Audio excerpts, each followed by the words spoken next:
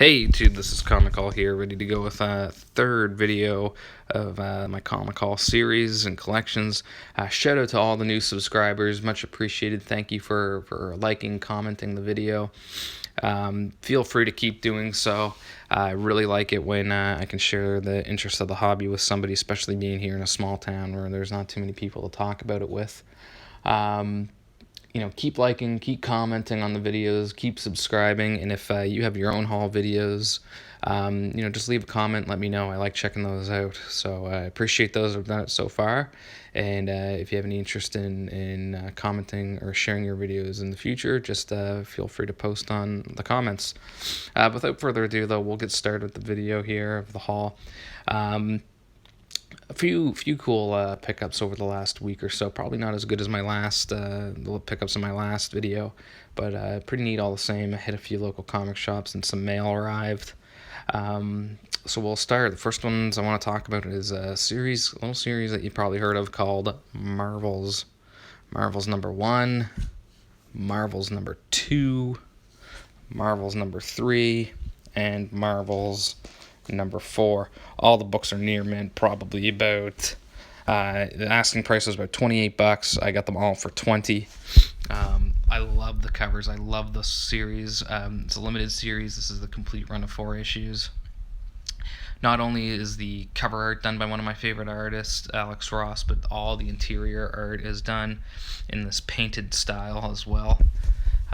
Just a awesome series. If you haven't read it or checked it out, I really recommend you find the single issues or trade paperback.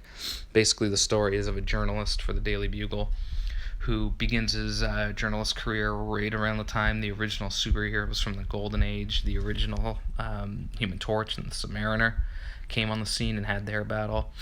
It then fast forwards through time in the next issue where he's reporting on the mutants, the X-Men, and the mutant agenda with all the human protesters that hate and fear them. And then eventually it moves on to him reporting on the arrival of Galactus and the Silver Surfer and what their battle, the repercussions from their battle had with the Fantastic Four. And then finally the issue concludes with him reporting on the death of Gwen Stacy and apparent death of Norman Osborn. A really good series with an interesting take that shows what somebody, just an average guy without superpowers, what his life is like with the coming of all these heroes and villains over the span of a few years. Like I said, I really recommend this series. Again, it's called Marvels if you haven't heard of it. But it's a great set. Up next, this is a modern book, nothing too special about it. It's Deadpool number 6, near mint copy. Like I said, nothing too spectacular about this book.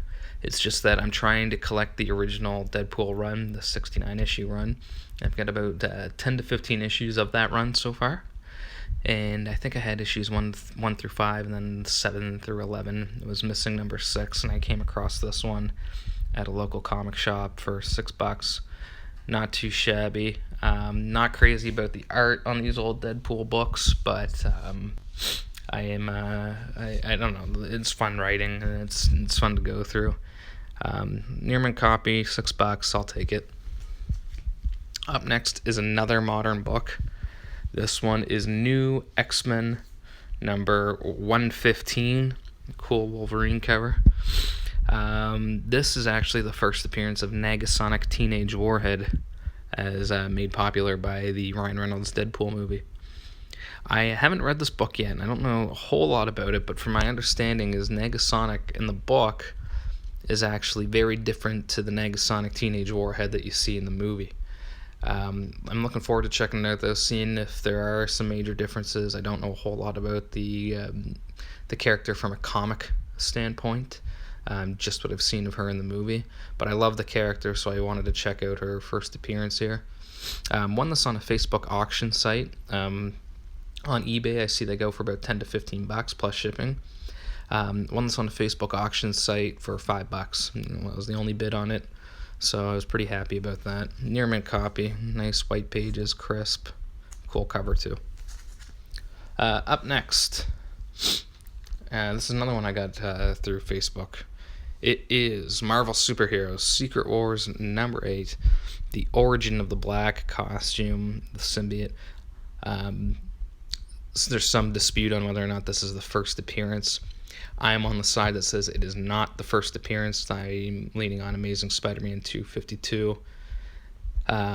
Reason being is there's a great book, I believe it's called The Untold Story of Marvel Comics, that explains the discrepancy in that book from people such as Jim Shooter and people who are involved in it. Basically, what happened: Amazing Spider-Man 252 was rushed because they made the announcement that they were changing Spider-Man's red and blue costume to the black one, and there was a major uproar. People were furious. They hadn't even seen the costume yet, but they were so mad that they could change such a iconic costume. So they panicked at Marvel, and before Secret Wars number 8 came out, they said, okay, well, let's just get Amazing Spider-Man 252 out on the shelves now. We'll get this whole thing over with. We'll get 252 out. We'll get Secret Wars number 8 out after that, and then by 253 or 254, we'll be back to normal with the red and blue. So 252 comes out, and guess what happens? People love the costume. It was a huge success. Comics sold like hotcakes. The toys sold like hotcakes. But 252 actually came out before Secret Wars number 8, so this is the intended first appearance. But due to some panic, number 252 is out first. But here it is. This is a great cover. I actually have this book already. But it's a Nearman shape, the one that I have, nothing wrong with it, so I'd like to keep it as a display piece. This one I'd like to have to kind of flip through and read.